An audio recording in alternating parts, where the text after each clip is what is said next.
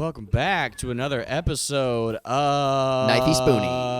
Of what? Knifey Spoony. Knifey Spoony, the show where we vote on which is better, knives or spoons. Doug, which is better, knives or spoons? Sporks. Not an acceptable answer. Sorry, we're looking for knives. The answer was knives.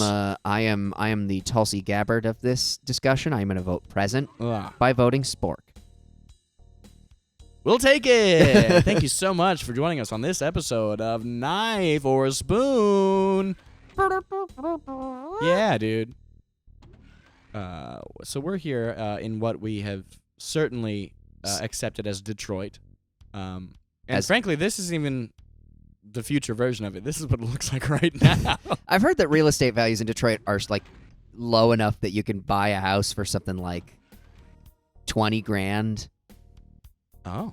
Which, and as someone who rents, I don't know if that's a lot of money. I mean, for a decent, for a 2-bedroom, 2-bath house, that's awesome. Pretty good. That's great. I have a friend who I've known since 5th grade, actually, who lives in St. Louis, where you can buy condemned properties for $1. Really? So obviously paying for repairs and renovations, but bought his home for $1 and pays property tax on $1. My God. Yeah. And has since, of course, made it a livable space. Right, yeah. And you can own it for, once you live there for 3 years, then you can start renting it out and stuff. Huh. And make it a viable business. But yeah, no, he paid $1 for his house. And that still baffles me to this day. What have we done lately? Because, played a bunch of Doom, I guess. With some lovely people on the interwebs. Hey. Yeah. Yeah, but I could do better than this. Yeah, the housing market, I think, is sunk low enough in Detroit, and also, like, the city line has been pulled in so many times, and so many cities have become unincorporated, which are the sort of so much land of it has become not Detroit, basically. Yeah. Yeah. Which is a real tragedy. I'm not. Don't get me wrong. But also $20,000 for a house is, man, that's like nothing. Okay. The maw. And for better or for worse, if the property value is down, that means your property taxes aren't going to be super high. I mean, you might have to like then you're just paying tax on that lower number, which is great. You might have to have padlocks on your doors for days, but also cheap place to live. Thanks for joining us on another episode of Money Talks. Yes. Also, this gun is the noisiest gun in the game. I was noticed that on the audio capture, it spikes the hell up. I couldn't hear you over the sound of plasma rifle. Of the plasma machine gun. What are all these switches? Knowing what plasma is now, I mean, obviously it takes many forms, but plasma just makes me think of blood now. So I just imagine this gun it's just kind of spurting some kind of just wet bodily fluid. Yeah. I like that you didn't even specify blood. Just bodily fluid. No, well, because, plasma itself is not blood. It is what makes blood liquid. Really? Yeah, because, your cells, they're small little solid objects, but the plasma is what makes your blood a liquid. Huh. Anybody who has studied anything about medicine, feel free to correct me, because, as you know, I'm an idiot. Hey, we're idiots. That's correct. I may be stupid. And I may not end of sentence. And I may not own a house for $1. I may be renting for just a little too much in the greater Orlando area. And there's no caveat. Those are all just true things. Okay. Look at these little maw balls. They're all dead, but I don't... Oh, it opened this up. Ooh, secret door! Oh, that's the exit. Wait, but I can grab some stuff before I leave, I think. Let me...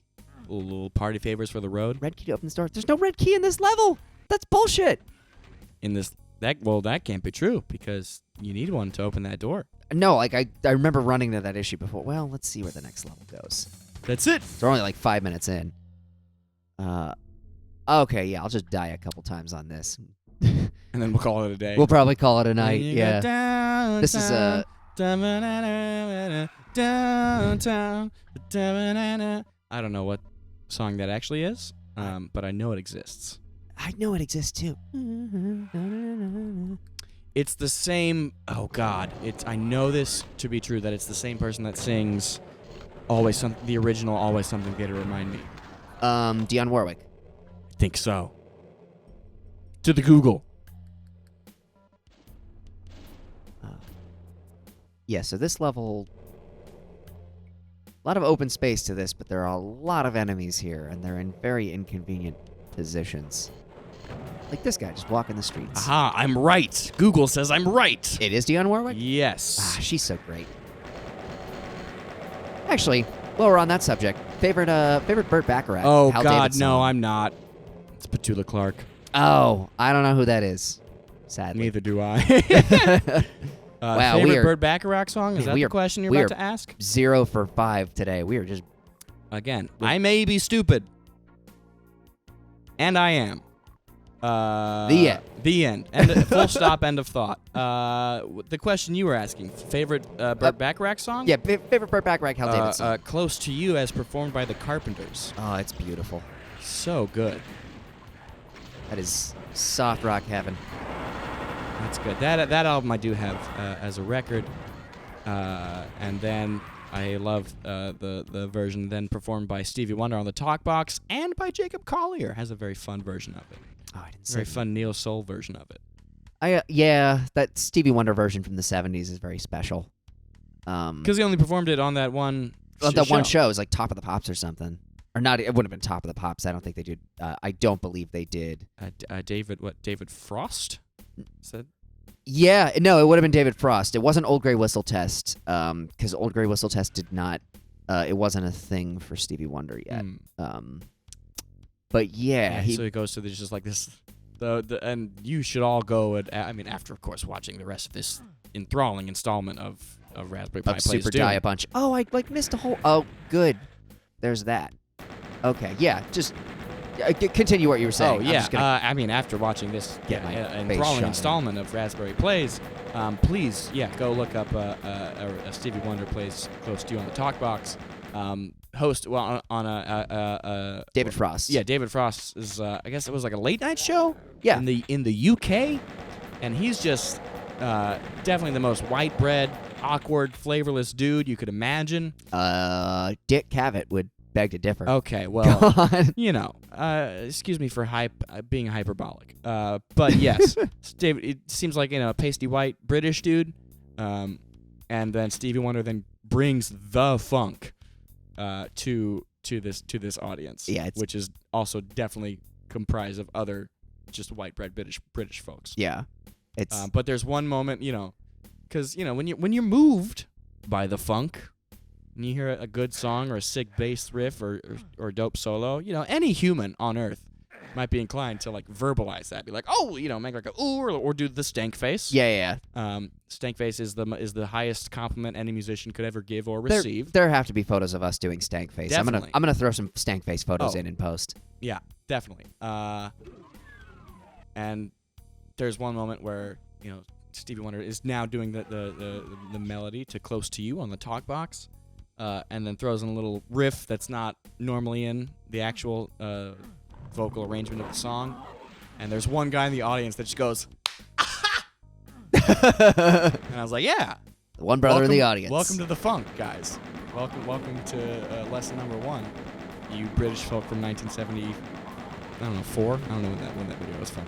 I want to say it's from 74. Probably 74. That's place your bets now. And then go look that video up. Put in the comments what year it's from. Tell us how stupid we are.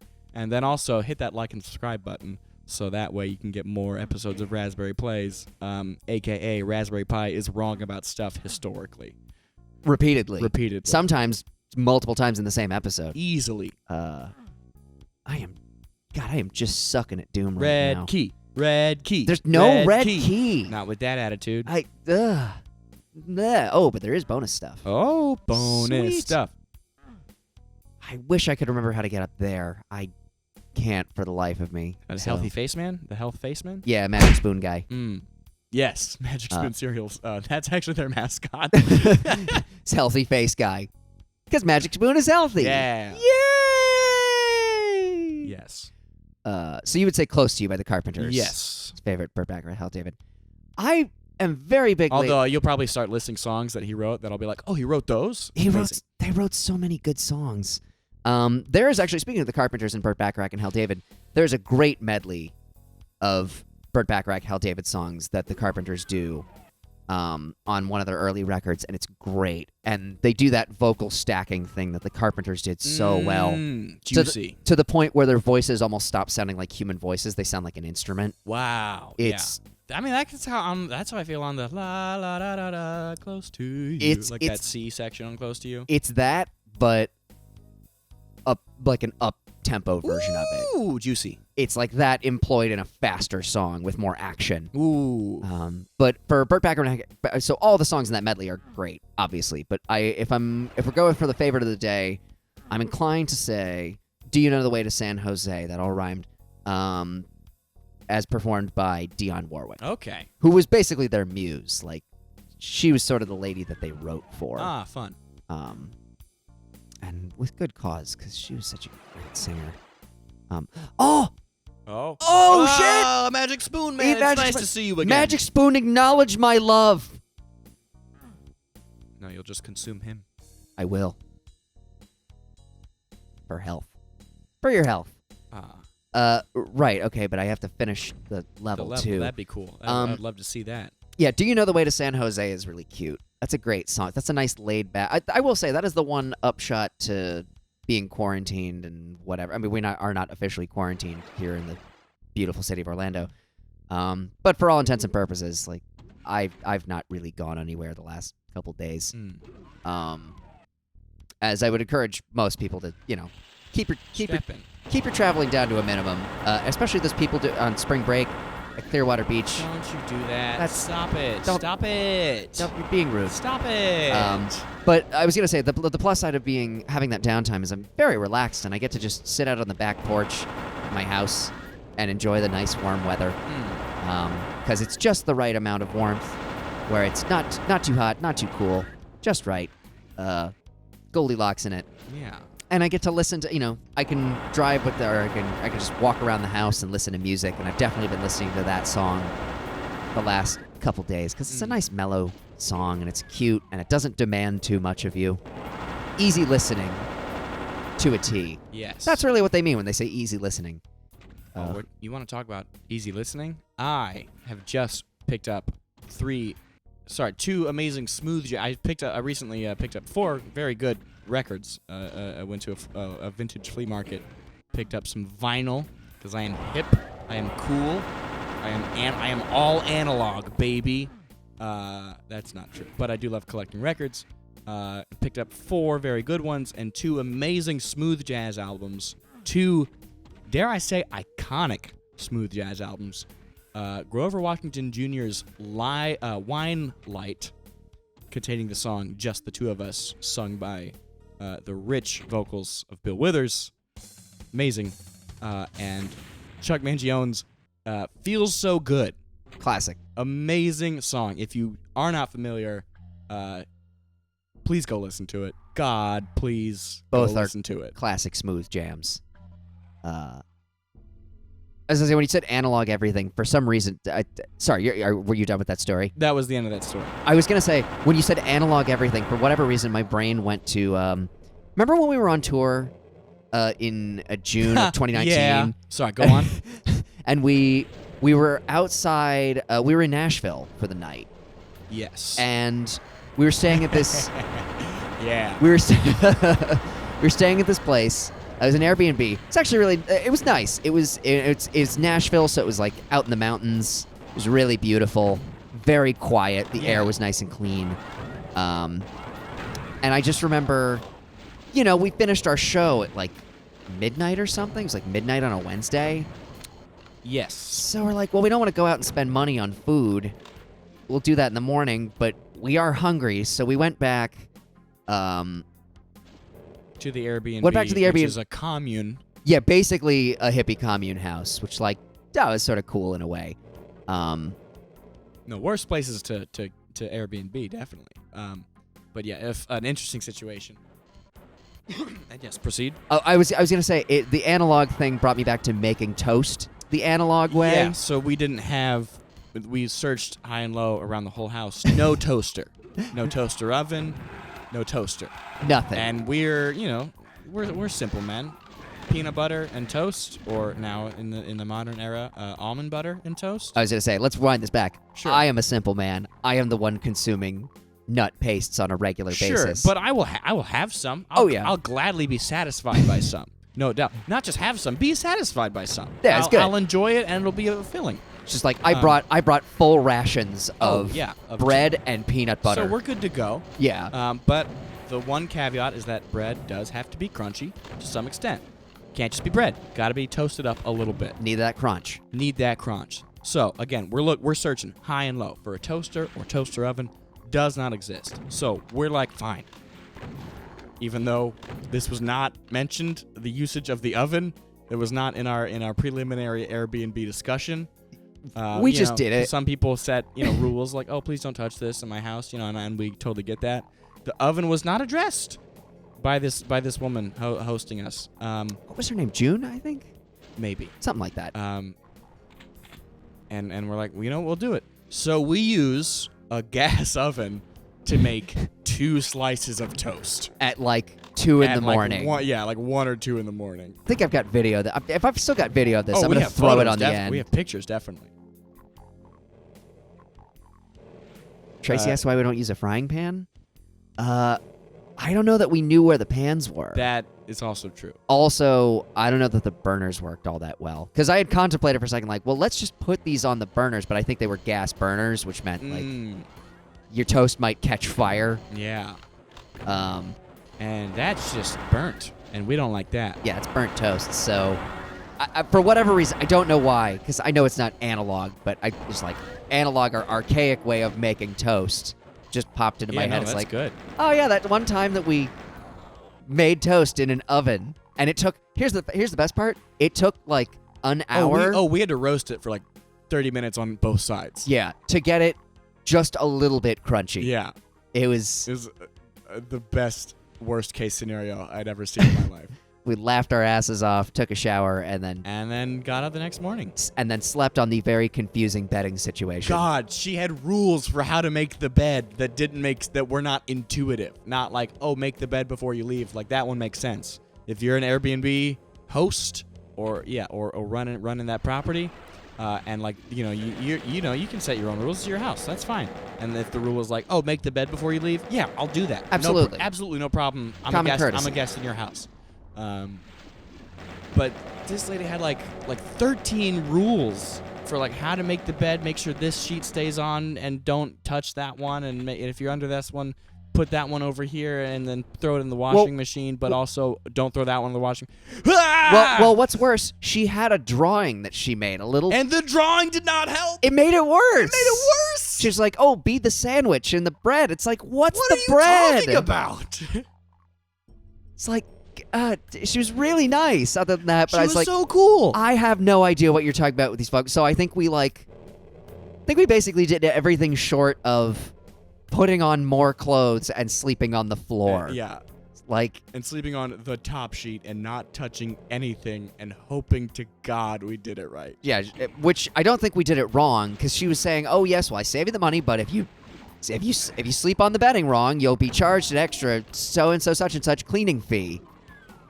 Which almost seems like a racket in and of itself. She's waiting for you to fuck it up. She's playing the game to just give you the most confusing setup, so she makes her extra $17.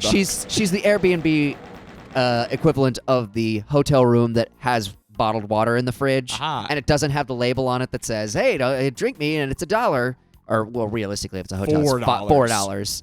and it doesn't have the label, so you're like, They're leaving it off on purpose. yeah, it's like, and you're just sitting there like, is the water complimentary? Can I drink this? It's like, You can't, I don't know. but you'll do it anyway. But you drink the water, and you're like, well, they didn't put a label on it, so I guess it's complimentary. And then like, And then you're checking out, getting hit with the fees. $18 extra, and you're like, water? Yeah. What the? Uh-huh. So- So you drank it. So she was the equivalent of that, and I don't think she was ill-intentioned, but it was just a very funny. But it's fun to imagine that she might have been. Realize that might have been the situation. It was. Speaking of hotels, do you steal stuff from hotels? Are Are you that kind of guy? No, because I don't. Look, what am I gonna take from a hotel? Free lotion, free shampoo, free towels. But my shampoo, like the shampoo that I use, is basically cleansing conditioner. Like my hair is very specific and needs a very specific kind of treatment. So like anything free that I, robes, free anything- towels, free pillows, anything that I took from a hotel would basically be useless. 'Cause lemon scented lotion Also- in travel safe bottles, travel safe sized bottles. As it say, see the things that you're mentioning right now, you're basically just in a roundabout way. You're saying semen, semen, semen, semen. You know why? Because you go into a hotel room, everything has semen on it. Oh? Especially the bedding. I am not ever taking a bed Oh spread no! from No, a- of course I would not take the sheets. That actually is definitely gross. But I have taken Pe- me a good handful of towels and lotion. That's pretty much what I live myself to. But yeah, the towels and lotion and the occasional robe if it's nice enough, or hangers if it's like a novelty, like fancy hotel. Not a robe guy. I have plenty of Joy Mangano hangers from the Q. That's short for QVC, by the way. Oh my god, you're gonna punch the maw? I'm gonna punch him to death. Punch the maw! Why do you call him the maw? Because it's another word for mouth. Well, I just died, so I feel like this is as good a place as any to leave it off To say good luck, Chuck. with the All mystery right. of the maw. The Mystery of the Maw. That was my favorite Harry Potter book as a kid. It was Aragorn. Aragorn, It was. the poor man's Harry Potter, Oh, okay. or the homeless man's Harry Potter, and the poor man's Or no, Twilight. it's an alliterative title. You know what that book series is? That's the Magic Treehouse, Oh, Magic which Treehouse. we will talk all about next time on Raspberry Plays. Come Say on, goodnight, Doom Guy. Come on the Magic School Bus. Beep beep No, beep Magic beep. Treehouse. Magic Treehouse. No, Doom Guy doesn't agree with you. See, he's wagging his head. See? I didn't read. Yep. I can't read. No, I don't think that. I don't think that's right. I think it was Magic School Bus. All right, get in the comments. Tell us your favorite children's book series as a kid. And why was it Hop on Pop? Spicy take. Bye. Bye. Hell yeah. It is 1:40 in the morning. We just finished our show at Springwater Supper Club in Nashville. First show in Nashville. Yeah. And we're celebrating with the Dinner of Champions. Kirkland brand nut bars. And organic creamy peanut butter from Whole Foods on toast that we toasted in an oven. There's no toaster. There is yes, there is no toaster in this house. This is where we're staying. So we turned on the oven, gas oven, Just to make some toast. just to make some toast. We are destroying the planet. Anyway, let's eat.